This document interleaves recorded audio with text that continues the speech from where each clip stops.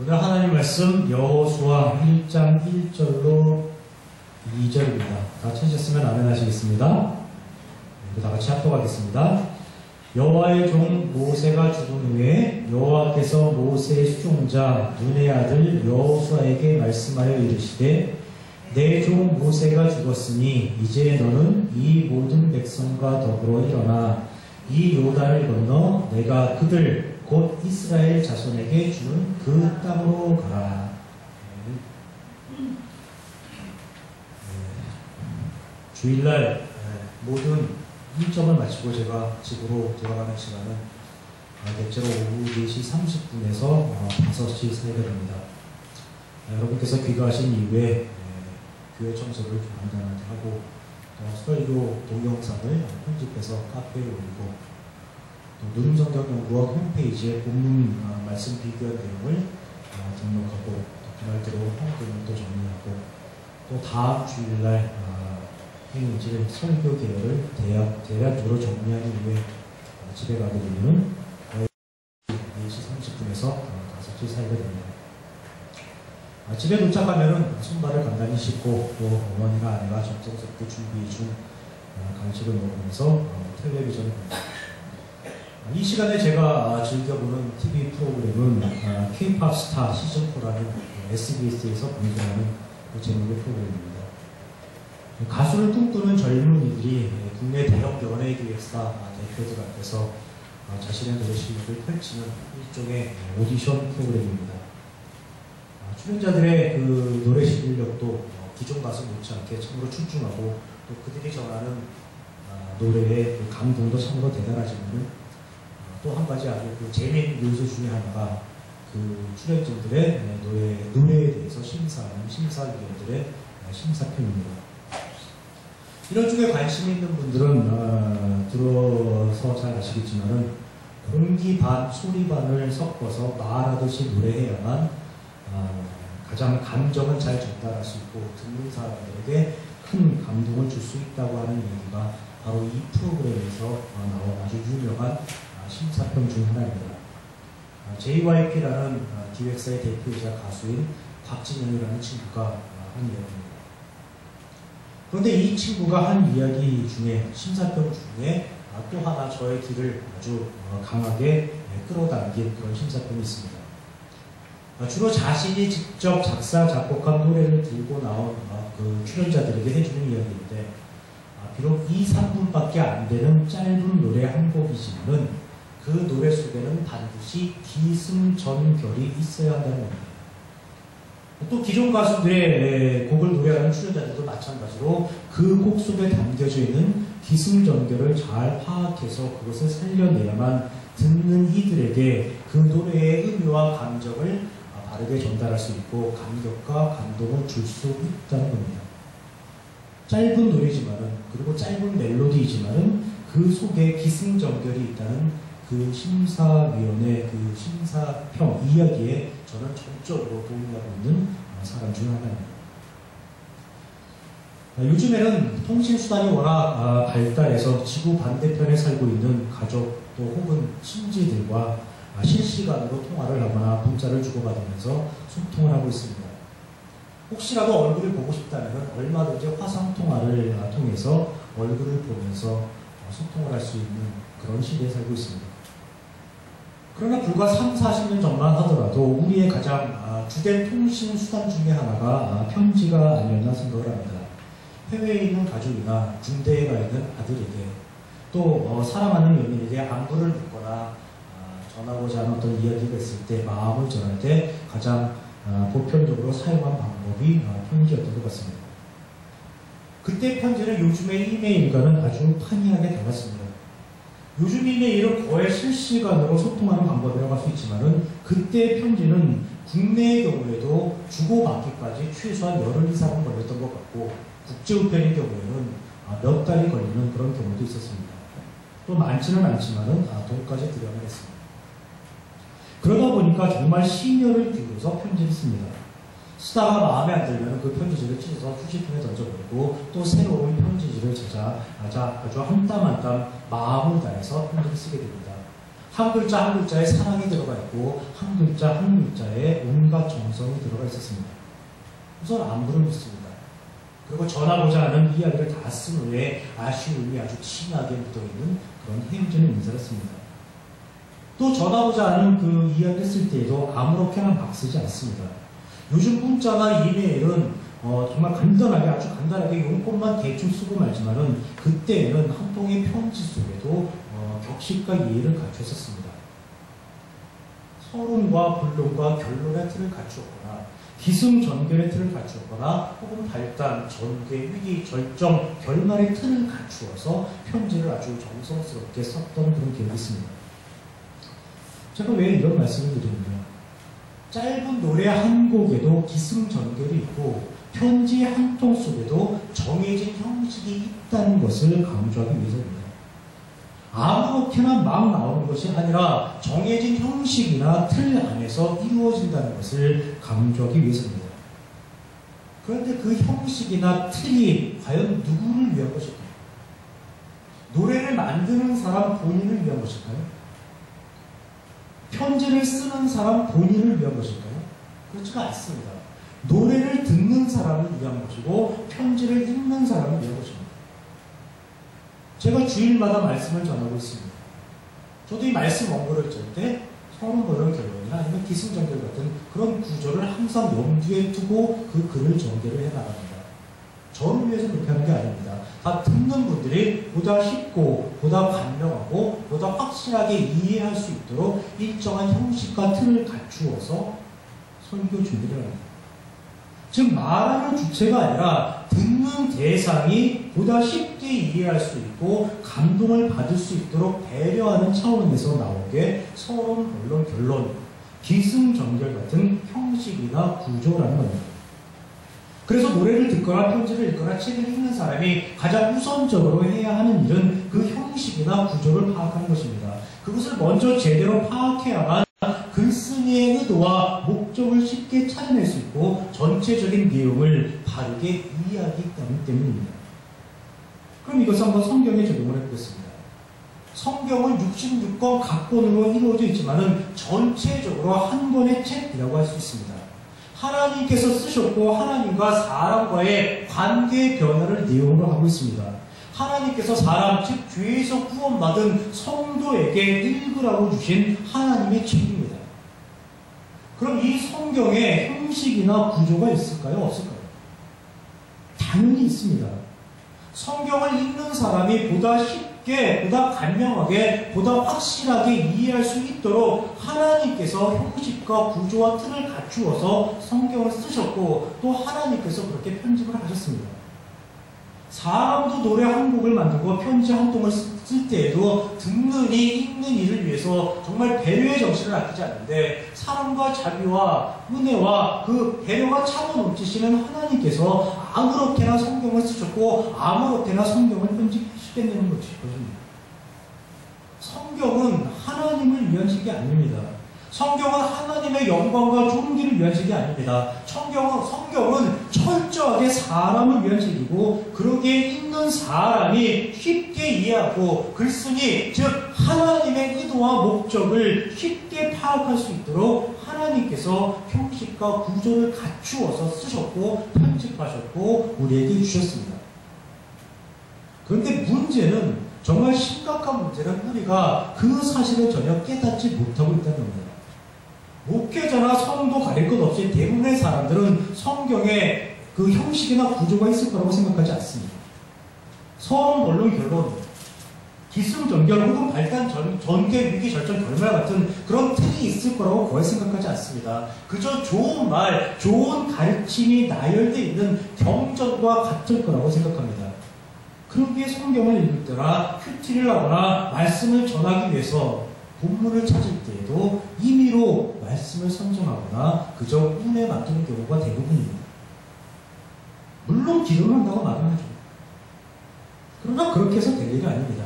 다시 말해서 아무 계획 없이 그때그때 필요에 따라서 성경을 펼치거나 성경을 읽어서는 성경의 내용을 전혀 파악할 수도 없고 하나님의 의도와 하나님의 뜻, 하나님의 목적을 우리가 바르게 이해할 수 없다는 겁니다. 또 또 말씀을 전하는 목회자도 마찬가지입니다. 그때 상황에 따라서 본문을 임의로 찾아 설교를 한다면 온전한 하나님의 말씀을 가르칠 수가 없고 그 가르침을 통해서 성도를 바르게 양육하는데 한계를 보일 수밖에 없는 겁니다. 제가 오늘 강조하는 게 뭐냐? 성경은 창세기에서 시작해가지고 요한계시록으로 끝난다는 겁니다. 성도라면 창세기서부터 요한계시록까지 성경의 흐름이 전체적으로 어떻게 전개되고 있는지를 꼭 알고 있어야 한다는 것입니다. 서로 물론 결론이 어떻게 연결되는지 혹은 기승전결이 어떻게 이루어져 있는지 어디까지가 발단이고 어디부터가 절정이고 또 결론은 어떻게 맺고 있는지 그 이해가 반드시 전제되어 있어야 한다는 겁니다. 즉 성경 처음부터 끝까지 아주 세세한 것까지는 아니더라도 전체적인 내용의 흐름을 가지고 있고 파악하고 있어야만 성경을 주신 하나님의 뜻을 바르게 알 수 있다는 겁니다.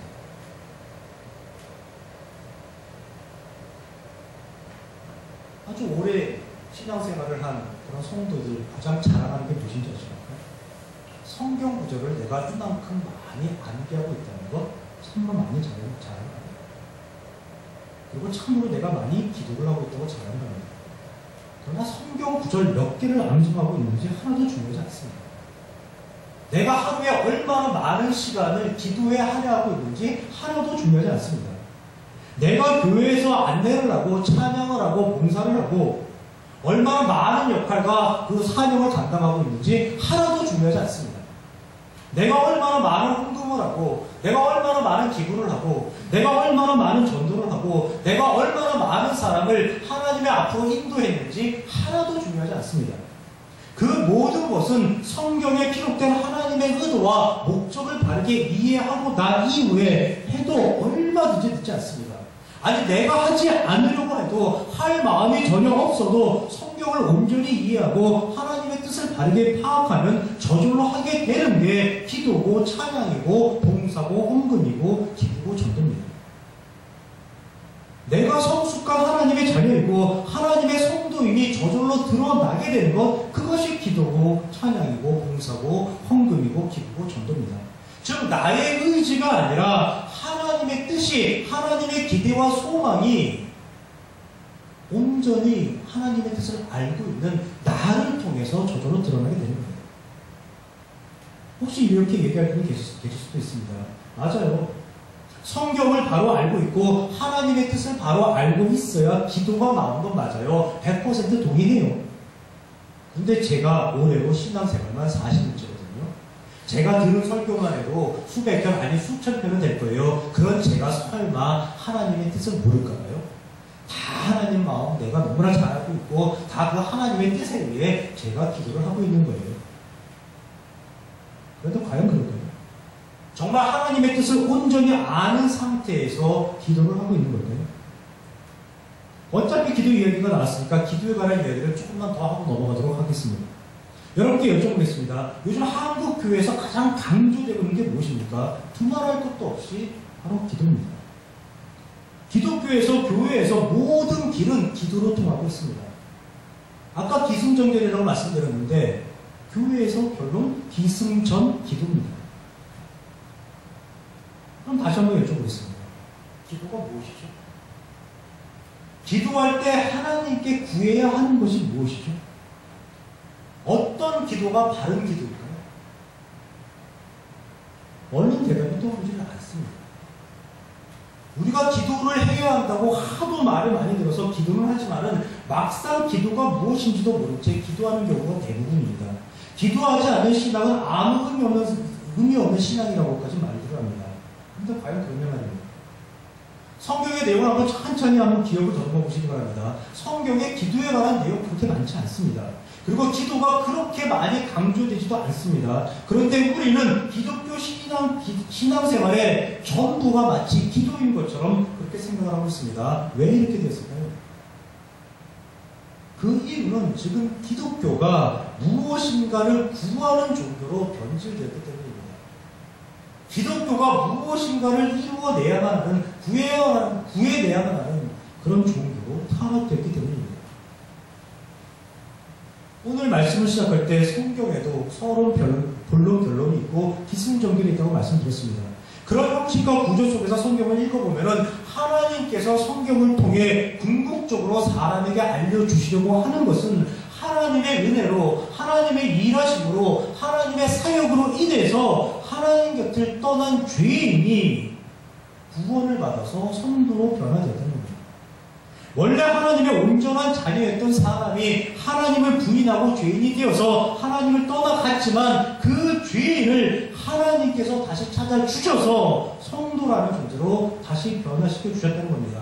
성경이 강조하려고 하는 것은 죄인이란 존재가 하나님의 은혜로 성도라는 존재로 변화되었고 그 성도라는 존재가 어떻게 살아가야 하는지 알려주고 있는 겁니다.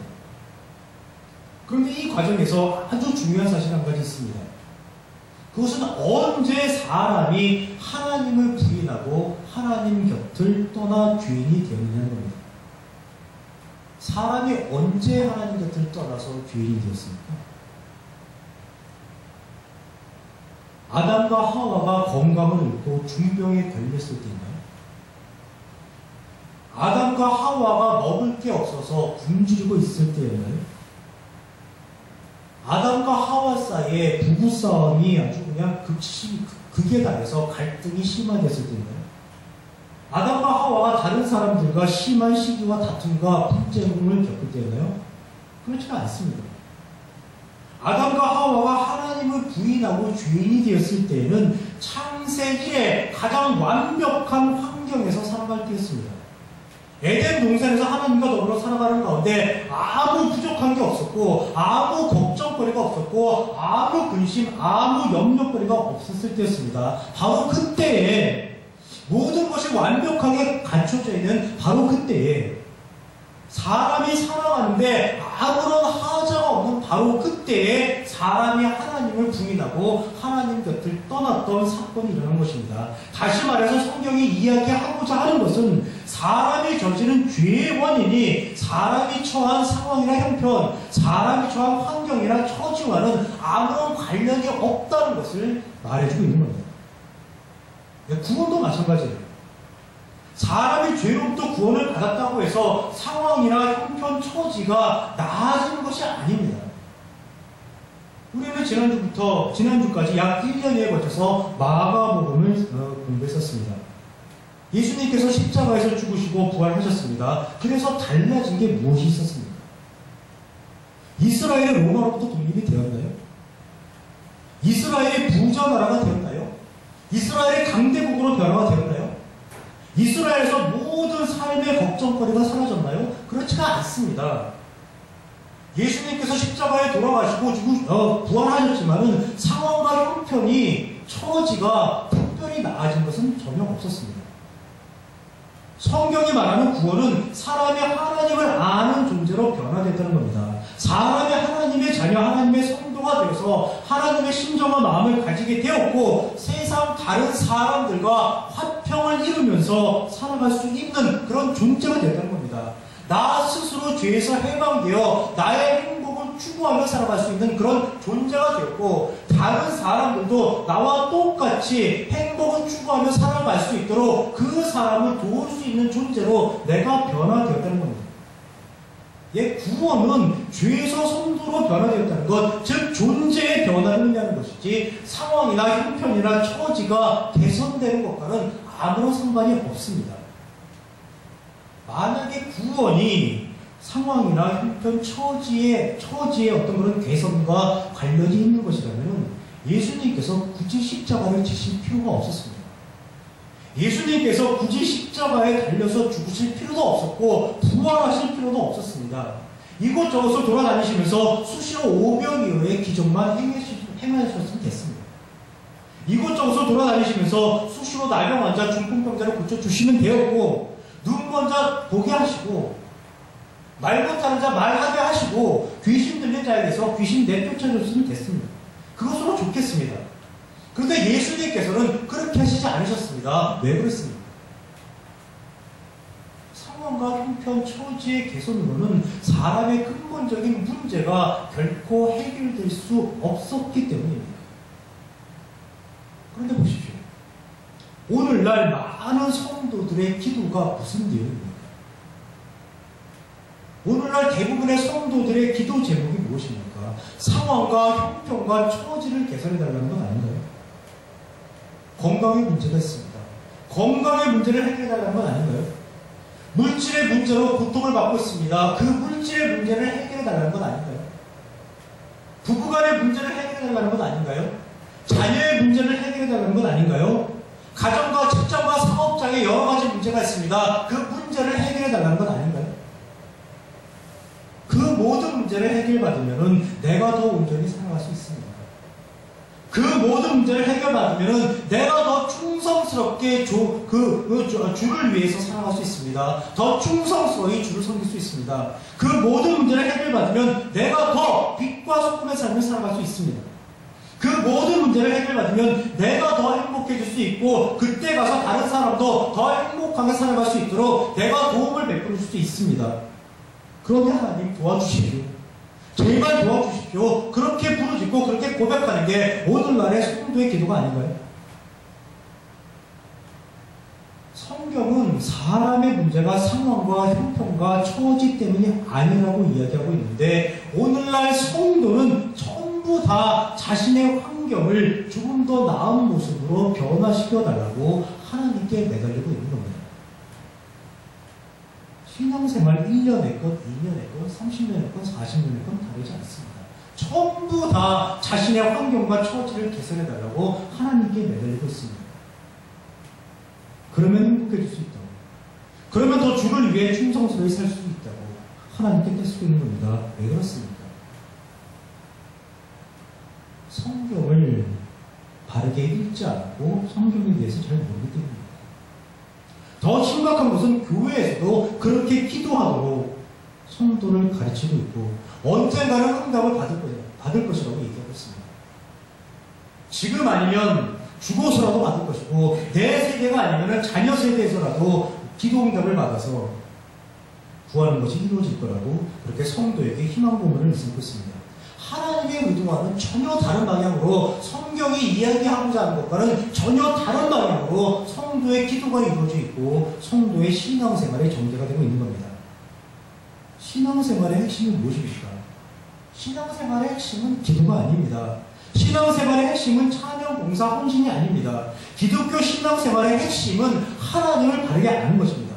하나님께서 어떤 분이신지, 하나님께서 어떤 일을 하셨는지, 그리고 하나님께서 어떻게 일을 하시는지를 바르게 아는 것입니다. 그리고 하나님께서 왜 그 일을 하셨는지, 그 일의 결과로 무엇이 내게 이루어졌는지, 그 일의 결과로 내가 어떻게 변화가 됐고 나와 무슨 관련이 있는지를 바르게 알고 그 바르게 알 지식을 나의 현재의 삶 속에 적용하며 구현하며 살아가는 것, 그것이 바로 신앙생활, 기독교 신앙생활의 핵심입니다. 오늘부터 우리는 여호수아를 통해서 하나님과 하나님의 일하심에 대해서 배워가게 될 겁니다. 다시 한번 말씀드리지만은 성경의 흐름이 어떻게 이어지고 있는지를 꼭 기억해 주시기를 부탁을 드립니다. 그리고 내가 할 일을 찾는 것이 아니라, 내가 기도할 것을 찾는 것이 아니라 하나님께서 이 일을 왜 하시고 어떻게 하시고 이 일이 나와 무슨 관련이 있는지 거기에 초점을 맞추셔서 하나님께서 우리가 허락하신 이 귀한 시간에 하나님의 큰 은혜를 알아가는 그런 기회가 될 수 있기를 주님의 이름으로 부탁을 드립니다. 오늘 본문을 본격적으로 살펴보기 앞서서 여호수아가 어떤 배경을 가지고 있는지부터 먼저 좀 간단하게 살펴보도록 하겠습니다. 여호수아는 이스라엘 민족이 가나안 땅으로 들어가는 과정과 그 가나안 땅에서 땅을 배분하고 정착하는 그런 내용이 주류를 이루고 있습니다.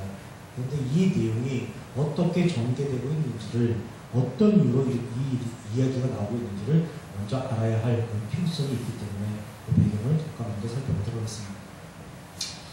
하나님께서 창세기에서 사람을 지으셨습니다. 그러나 사람이 하나님을 부인하고 하나님 곁을 떠나 죄인이 되었습니다. 하나님께서는 죄에 사로잡혀 불쌍히 살아가고 있는 사람을 결코 외면하지 않으시고 어떻게 해서든지 창조 때의 사람, 즉 하나님의 형상과 모양을 가진 아름다운 사람의 모습으로 회복시켜 주시기 위해서 일을 시작하셨습니다. 그 일 중에 하나가 홍수 사건이었습니다. 그러나 그 홍수 사건을 겪어서도 사람은 전혀 달라지지 않았습니다. 변화되지 않았습니다. 하나님의 은혜로 노아와 그의 가족은 구원을 받았지만 홍수에서 살아남을 수 있었지만 오히려 노아와 그의 가족을 통해서 죄는 더 확산만 되었습니다. 하나님께서는 죄에 사로잡혀 있는 죄인들에게 하나님이 어떤 존재인지 직접 가르쳐 주시기로 작정하셨습니다. 비록 죄에 결박되어 있지만은 하나님을 알고 하나님의 심정과 마음을 갖게 되면 그 죄에서 노임을 받을 수 있으리라고 하나님께서 기대하셨기 때문입니다. 그렇게 해서 선택된 사람이 바로 아브라함이었습니다. 하나님께서는 아브라함에게 땅을 주고 복을 주고 민족을 이루어 주시겠다고 약속하셨습니다. 그때 주시기로 한 땅이 바로 가나안 땅이었습니다. 그런데 아브라함, 이삭, 야곱, 요셉 네 대를 거친 동안에 그들은 얼마든지 가나안 땅에서 정착할 수 있었고 가나안 땅에서 민족을 이룰 수 있는 기회가 있었습니다. 그러나 그들은 하나님의 약속을 신뢰하지 못한 채 가나안 땅을 뒤로 했고 결국 애굽에서 삶의 터전을 꾸렸습니다. 하지만 하나님께서는 그들의 불신에도 불구하고 그들을 그대로 감추지 않으셨습니다. 400년이 넘는 아주 오랜 시간 동안 그들과 함께 하시면서 그들에게 복을 주셔서 결국 그들이 큰 민족을 이루도록 해주셨습니다. 하나님께서 아브라함과 하셨던 세 가지 약속, 즉 땅을 주고 복을 주고 민족을 이루어 주시겠다는 약속 중에서 두 가지를 애굽 땅에서 이루어 내셨습니다. 비록 사람은 하나님의 약속을 믿지 않고 하나님의 약속을 신뢰하지 않고 제 살 길을 찾아 하나님 곁을 떠나는 존재지만은 하나님은 그 약속을 늘 기억하시고 그 약속을 반드시 이루어 내시는 분임을 사람들에게 알도록 하신 겁니다. 이제 남은 약속은 한 가지 뿐입니다. 즉 가나안 땅으로 이스라엘 민족을 인도해 들이신 것만 남았습니다. 마침내 하나님께서는 모세를 통해서 고된 노동으로 억압받고 있는 이스라엘 백성을 애굽에서 구출해서 홍해를 건너도록 인도하셨고 이제 가나안 땅으로 들여놓기만 하면 모든 약속이 이루어지는 상황이 되었습니다. 하나님께서 하나님 되심을 증명하는 그런 상황이 바로 눈앞에 다가와 있는 겁니다. 그러나 문제는 이스라엘 백성이었습니다. 이스라엘 백성은 변하지 않았습니다. 시시때때로 불평과 불만을 쏟아내고 조금만 마음에 들지 않으면 그들을 구출해내신 하나님에 대해서 원망을 품었습니다. 수많은 하나님의 이적을 체험하면서도 정작 하나님을 믿지 않았습니다. 하나님의 궁극적인 목적은 가나안 백성이 아니라 이스라엘 백성들로 하나님을 알게 하는 것, 그것이 바로 목적이었습니다. 그래서 하나님은 서두르지 않으셨습니다.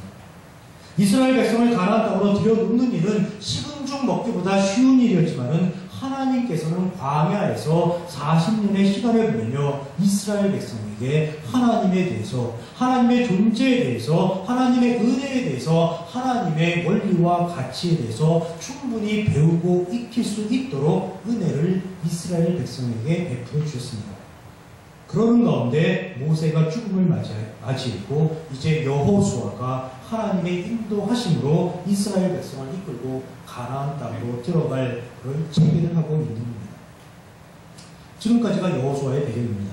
이런 배경 지식을 가지고 오늘 본문 1장 1절에서 2절을 보시겠습니다. 여호와의 종 모세가 죽은 후에 여호와께서 모세의 수종자 눈의 아들 여호수아에게 말씀하여 이르시되 내 종 모세가 죽었으니 이제 너는 이 모든 백성과 더불어 일어나 이 요단을 건너 내가 그들 곧 이스라엘 자손에게 주는 그 땅으로 가라라고 기록하고 있습니다. 이 말씀에서 먼저 살펴봐야 하는 표현이 1절 여호와의 종 모세라는 표현과 2절 내 종 모세라는 표현입니다. 분명히 성경은 그리고 하나님은 모세를 일컬어서 종이라고 표현하고 있습니다. 여러분께서는 이 종이라는 표현에 대해서 어떻게 생각을 하십니까? 종이라는 표현에 대해 당연하다고 생각하실 분이 계실지도 모르고 종이라는 표현에 대해서 이상하다고 생각하실 분이 계실지도 모르겠습니다. 여러분께서는 어느 쪽이십니까? 당연하다는 쪽입니까? 아니면 이상하다는 쪽입니까? 당연하다고 생각하시는 분들은 아마 이런 논리를 달 겁니다. 맞아. 사람은 하나님으로부터 지음받은 하나님의 피조물에 불과한 존재야. 피조물 주제에 창조주께 대해서 뭐라고 할 수 있겠어? 죽으라면 죽는 신용까지 해야 되는 게 피조물의 운명이지. 종으로라도 여겨주시는 게 어디야? 이 세상 살아가게 해주는 것만도 어디야? 하나님 눈밖에 나야 되지 않으니까 목숨이라도 부지해야 되니까 피조물답게 종답게 하나님 잘 섬기며 살아야 해. 하나님 말씀에 늘 순종하면서 살아야 해. 이렇게 생각하시는 분들은 종이라는 표현에 대해서 그다지 크게 놀라워하지 않을 겁니다. 반면에 종이라는 표현에 대해서 이상하다고 생각하시는 분도 계실 겁니다. 아니, 하나님께서 사람을 종 취급하면 되나? 하나님께서 사람을 종 삼으시려고 지으셨나? 하나님께서 사람을 지으시고 심히 좋아하셨다고 그러는데 종이 다 만들어지니까 하나님께서 심히 좋아하신 거야? 이해가 안 되네요. 아니, 하나님은 전지전능하신 그런 분이시라면 그 전지전능하신 그런 하나님께 종이 왜 필요하지? 또 하나님은 죽기까지 사람을 사랑하셨다면서 그런 하나님이 사람을 종 취급하면 되나? 도대체 알 수가 없어요. 하여튼 기독교는 이상하다니까. 말이 되는 것 같으면서도 말이 안 되는 게 기독교야. 여러분은 어느 쪽이십니까? 당연한 쪽입니까? 아니면 이상한 쪽입니까? 불행하게도 안타깝게도 오늘날 기독교 성도들은 당연한 쪽으로 생각하는 경향이 농후하고 반면 기독교를 반대하거나 비기독교를 거부하는 안티기독교인들은 이상한 쪽으로 생각하는 경향이 농후하다는 겁니다. 기독교 성도들은 이렇게 얘기합니다. 우리가 살아도 주를 위해 살고 죽어도 주를 위해 죽어야 한다. 이렇게 얘기합니다. 우리가 먹든지 다 주의 영광을 위해서 해야 된다. 이렇게 얘기합니다. 왜? 우리는 주의 피조물이다. 왜? 우리는 주의 종이니까. 그러면 거룩합니다. 아주 거룩하게 얘기합니다.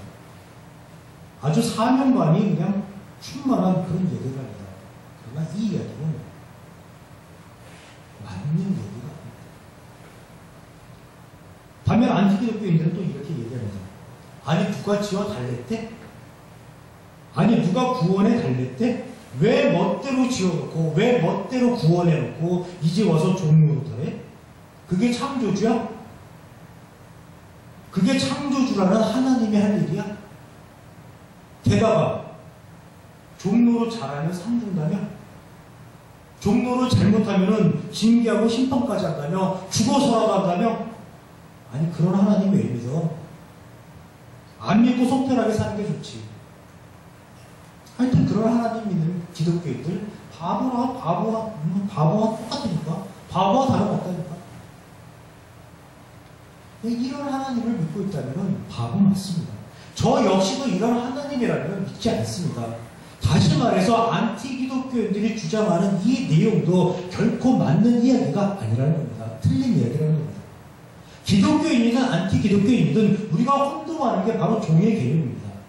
종의 사전적 의미가 무엇입니까? 남에게 자유를 빼앗겨서 부림을 받는 개인이나 계층이라고 합니다. 모두 그 개념으로 종이라는 단어를 생각하고 있고 여호와의 종 모세, 내 종 모세라는 표현을 다 그 개념으로 접근하고 있습니다. 하나님에 의하여 그 자유가 박탈된 상태에서 오로지 하나님의 명령, 하나님의 지시에 따라 움직여야 하는 수동적인 존재가 바로 모세이고 하나님의 기독교 성도이고 하나님으로부터 지음받은 사람이라고 생각합니다. 그러나 절대로 그렇지 않습니다. 하나님께서 내 종 모세라고 할 때 그 종의 개념은 완전히 다른 개념입니다. 그런데 우리 기독교인 스스로도 종을 지배받는 자, 불임을 받는 자, 억눌림 받는 자라고 생각을 하고 있고 또 그렇게 생각하고 있기에 기독교에 대해서 하나님에 대해서 온갖 비판과 비난을 일삼는 안티기독교인들에 대해서 한마디 말도 못하는 겁니다. 정말 안타까운 현실입니다. 여러분 한번 잘 생각을 해보십시오. 출애굽기 3장에서 하나님과 모세가 처음 만났을 때 누가 내달렸습니까? 나와 함께 일해달라고 내달린 자가 누굽니까? 누가 애원했습니까? 제발 나를 믿어달라고 누가 부탁했습니까? 모세입니까? 아닙니다. 하나님이셨습니다. 나는 그만한 사람이 되지 못한다고, 나는 입이 뻣뻣하고 혀가 둔한 자니까 할 만한 사람, 말 잘하는 사람을 따로 골라서 그 사람을 사람을 보내라고 하나님께 엉킨 자가 누굽니까? 바로 모세였습니다. 그런 모세에게 하나님께서 이적을 보이시면서 설득하고 애원하고 매달려서 출애굽 사건을 이끌어내셨던 겁니다. 위협 없었습니다. 공갈 없었습니다. 협박 없었습니다. 하나님의 설득과 애원만이 있었을 뿐입니다.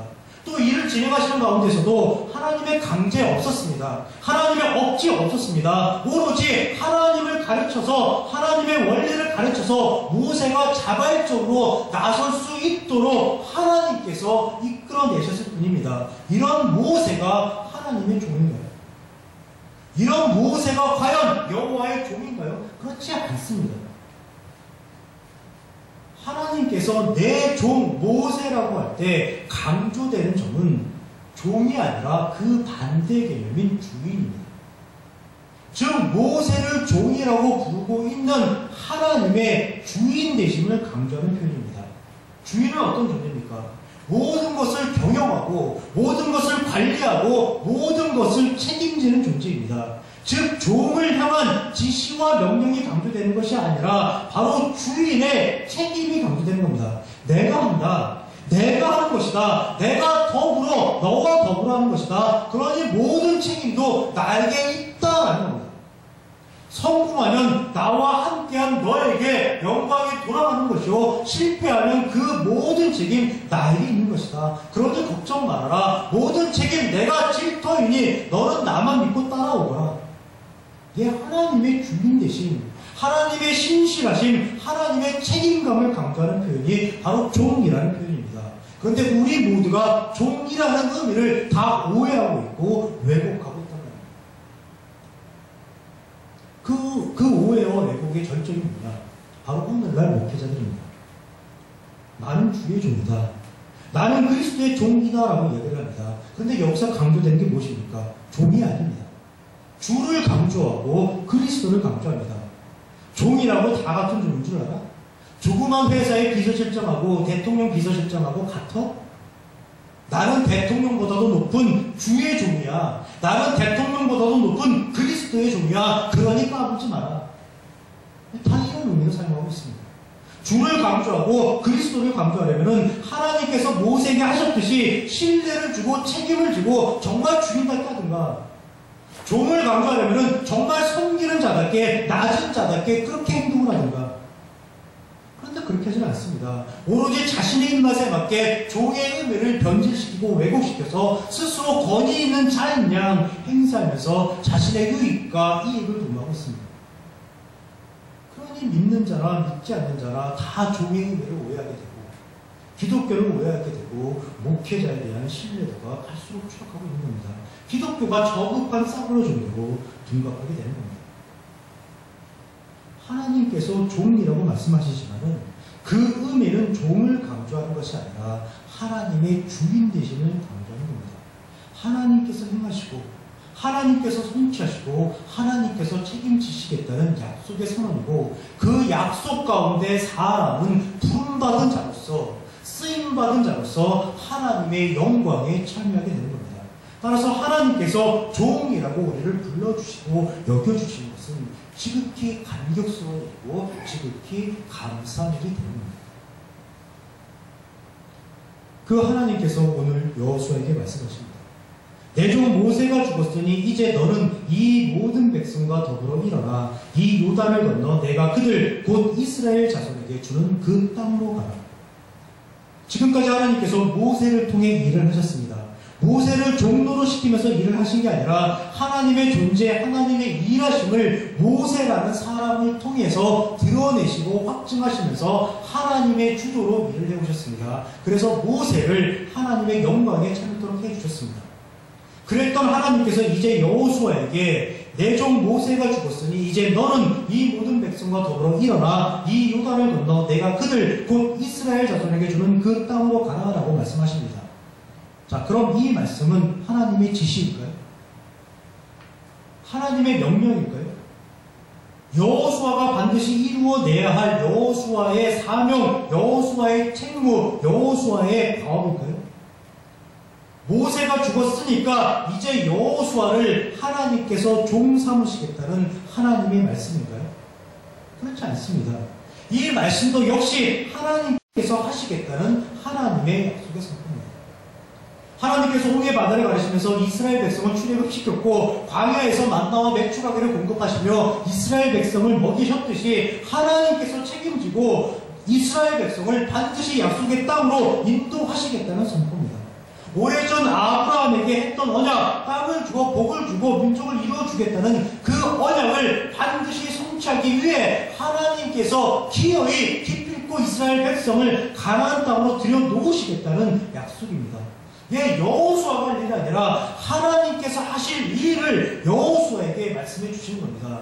하나님께서 여호수아의 주인이 되어서 여호수아를 돌보시고 책임지며 하나님의 일에 참여케 하는 그 영광을 베풀어 주시겠다는 하나님의 약속에 선포됩니다.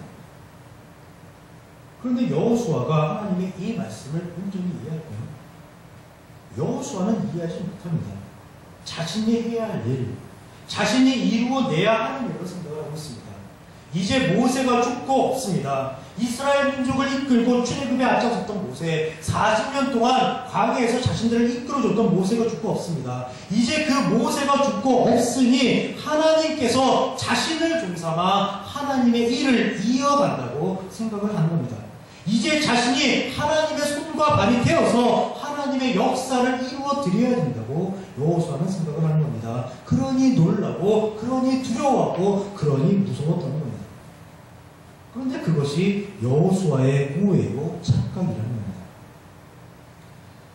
지금 여호수아가 겪는 그런 오해와 착각이 우리들이 살아가고 있는 이 세상 속에서도 종종 발견이 됩니다.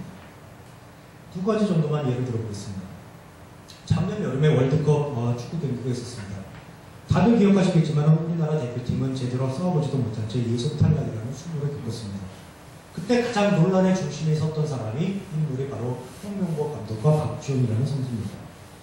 홍명보 감독은 대안이 없다는 이유로 자신의 평소 공약과는 다르게 소속팀에서 아무런 활약도 하지 못하고 경기력도 현저히 떨어져 있는 박주영 선수를 선발했고 이른바 황제 훈련이라는 조소까지 받으면서 그를 특훈시킨 뒤에 주요 경기의 선발 선수로 기용을 했습니다. 물론 결과가 좋았으면 아무런 말도 나오지 않았을 겁니다.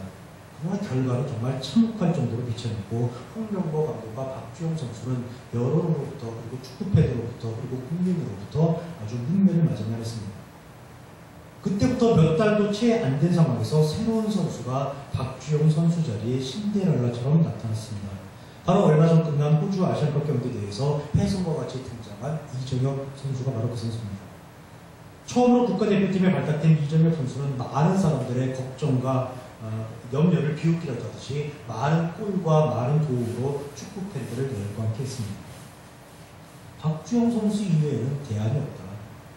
박주영 선수만큼 뛰어난 원톱은 없다는 홍명보 감독의 말은 다시 한번 많은 사람들의 비웃음을 사게 되었습니다. 사람들은 어느 누구가 없으면 마치 큰일이 일어날 것처럼 호들갑을 떨지만 결코 그렇지가 않습니다. 어느 누구가 죽으면 모든 역사가 끝날 것이라고 생각하지만 그렇지 않습니다. 그 자리를 대체하는 사람이 반드시 나타나게 마련입니다. 한 가지 이유가 더 있습니다. 지금까지도 진행이 되고 있는 걸로 알고 있는데 일정 주기로 우리나라 정치권에서 이슈가 되는 내용이 실형을 선고받고 묵살회를 하고 있는 기업인에 대한 사면 논쟁입니다. 그냥 과거에 그 기업인들로부터 신세를 많이 져서 조금 빨리 풀어줬으면 좋겠다. 이렇게 말하기는 민망하고 찔리니까 늘 갖다 붙이는 핑계가 뭡니까? 기업 정상화를 통한 경쟁 회복 때문이라고 얘기를 합니다. 어려운 서민 경제에 활력을 불어넣기 위해서 그 기업인의 사면이 불가피하다고 정치인들이 그렇게 말을 합니다. 근데 여러분 그게 말이 됩니까? 정치권의 그 논리가 이해가 되십니까? 언제부터 기업 하나가, 언제부터 대한민국 경제가 기업인 한 사람 때문에 왔다 갔다 하는 그런 지경이 되죠? 정치인들 스스로 누워서 힘든 일이 없는 거예요. 그럼 그 기업인이 갑자기 죽으면 어떻게 되죠? 회사가 갑자기 망합니까? 한국 경제가 갑자기 망합니까? 어느 한 사람이 없다고 해도, 어느 한 사람이 죽었다고 해도 걱정할 필요가 전혀 없습니다. 반드시 그 자리를 대체해 줄 사람이 나타나게 되어 있습니다. 사람이 살아가는 이 세상도 그런데 하물며 하나님께서 하시는 하나님의 일에 사람 하나가 죽었다고 해서 흔들림이 있을까요? 모세가 죽었다고 해서 하나님의 일이 중단이 될까요? 결코 그렇지 않습니다. 하나님의 일은 어차피 하나님께서 하시는 일이기에 더더욱 걱정할 필요가 없습니다. 그런데 사람들은 걱정을 한단 말입니다. 이스라엘 백성은 걱정을 하고 있단 말입니다. 이제 우리는 어떻게 하지? 가나안 땅으로 돌아가지도 못하고, 그렇다고 애굽으로 돌아갈 수도 없고, 이대로 광야에서 굶어 죽는 것 아니야? 이제 우리는 어떻게 하지? 이제 우리는 어떻게 하지? 이스라엘 백성은 이렇게 걱정을 하고 있습니다. 여호수아는 또 여호수아대로 걱정을 하고 있습니다. 모세도 죽고 없는데 이제 어떻게 하지? 내가 모세의 역할을 제대로 할 수 있을까? 내가 저 그 무지한 무리들을 이끌고 저 가나안 땅에 온전히 들어갈 수 있을까? 여호수아는 여호수아대로 이렇게 걱정을 하고 있는 겁니다. 그때 하나님께서 하시는 말씀, 내 종 모세가 죽었으니 알아. 모세 죽은 건 나도 알아. 근데 뭐? 너희가 모세 죽은 걸 왜 걱정해? 왜 너희가 너희를 염려해? 걱정하지 마. 너희들을 약속의 땅으로 들여놓는 일은 모세가 아니라 여호수아가 아니라 바로 나야. 나 여호와가 하는 일이야. 나 하나님이 하는 일이야. 내가 계획했고, 내가 지금까지 진행했고, 내가 성취해낼 거고, 또 내가 책임질 나 하나님, 나 여호와의 일이야. 그러니 아무 염려 마, 아무 걱정하지 마라고 하나님께서 말씀하시는 겁니다. 그러고 나서 하시는 말씀, 너는 이 백성을 이끌고 가나안 땅으로 들어가. 왜? 내가 책임지니까. 왜? 내가 반드시 너를 통해서 이루어낼 거니까. 하나님의 일은 하나님께서 하시는 겁니다. 하나님의 일은 누구 하나 죽었다고 중단되지 않습니다. 하나님의 일은 누구 하나 죽었다고 지체되지 않습니다. 하나님의 일은 누구 하나가 자리를 비웠다고 결코 흔들리지 않습니다. 즉 하나님의 일은 사람으로 인해서 아무런 영향을 받지 않습니다. 왜? 하나님의 일은 하나님께서 하시기 때문입니다. 그럼 하나님께서 누구를 위해 일을 하십니까? 하나님의 영광을 위해 일을 하십니까? 하나님의 존귀를 위해 일을 하십니까? 그렇지 않습니다. 바로 저와 여러분, 사람을 위해 하나님께서 일을 하시는 겁니다. 사람의 온전함과 사람의 행복을 위해 아무 흔들림 없이, 아무 요동 없이 하나님께서 일을 하시는 겁니다. 사람을 향한 하나님의 심정과 마음, 사람을 향한 하나님의 열심을 깨닫고 그 하나님과 더불어서 아름답게 이 세상 살아가는 우리 담임 성도 되시기를 주님의 이름으로 축원합니다. 기도하시겠습니다.